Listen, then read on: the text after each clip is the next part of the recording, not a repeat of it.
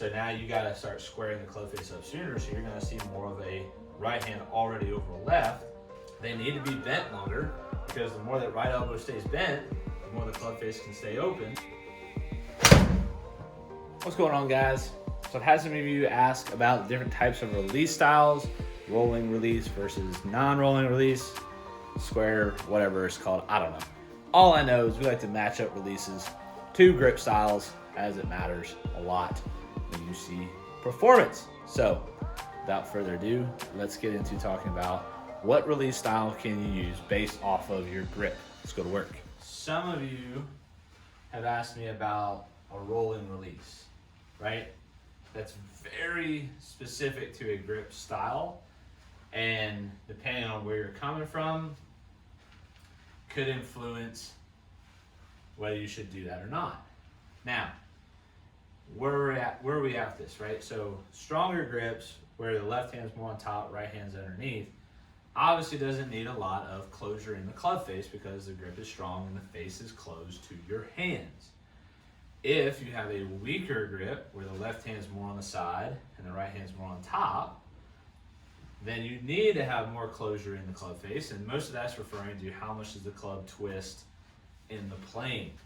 The weaker grip styles need to start their action sooner, hence why you see a lot of them start to release and have that kind of rolling over look with their right hand. So you can think of your Jim Furyk's, your Roy McIlroy's, your good the side cover golfers. The stronger grip players, your Zach Johnson's a great case of somebody who comes in and kind of holds on to it for a long period of time, plays with a stronger grip, so they don't want the face to shut as much. So I think that's the first conversation you have to have with yourself is, how do I hold it? How am I designed to hold it?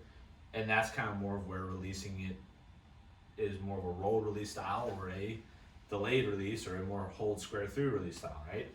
Now that's all to say that you still have to act on the golf club in a releasing pattern, right? If you're not doing this with your hands at some point, the golf club is never going to square. So I like to kind of always rewind that rolling release versus not conversation to more of when do you start your release, because that's what it's going to look like a lot different at impact and post impact. The golfers who have that strong left hand, like a Dustin Johnson has a strong left hand, right? And myself, or Zach Johnson, both the Johnsons, right? You're going to see them have more shaft lean coming through, more shaft lean in the hit. They're going to be bent more to the right, and the golf club's going to go more around their body. That's just because of design features. They need to be bent longer, because the more that right elbow stays bent, the more the club face can stay open when they go into delivery. If you play the more on top to side cover golf, you're going to have to start your release sooner because the club face is open to your hands now, right? So if I go club face square there, back to normal, you see the club face starts to open.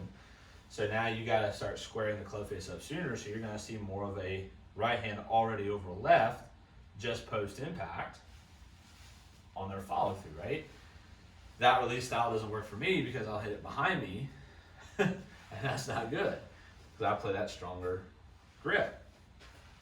So think about it in more of windows. Here's a side neutral golfer, if you will, under golfer stronger, on top golfer weaker. If your hand's on top, you have to start trying to square the club face more around left arm parallel. That's when you have to start giving it the release pattern.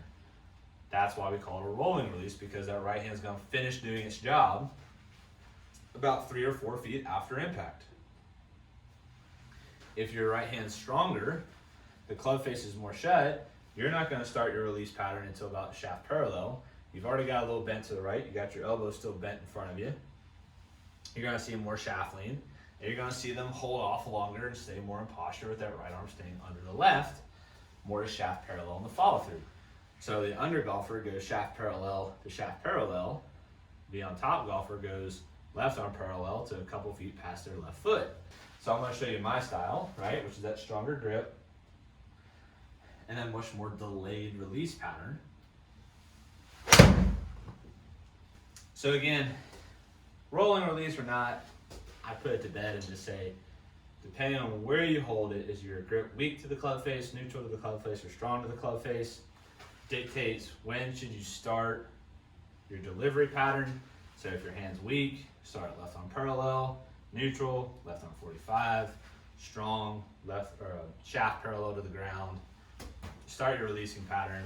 On top grips will be done sooner, under golfers done later, and that's more of what you can do based off of your grip preference. And side note, flipping is different. Flipping's a stop of rotation and the hands keep doing their job. So you stop rotating too early, the hands went past your body, that's why you have a flip. But we'll get to that later on. You've probably seen my chicken wing video, stop the flicks videos, I got them up there. So until next time guys, be good, talk to you soon, later.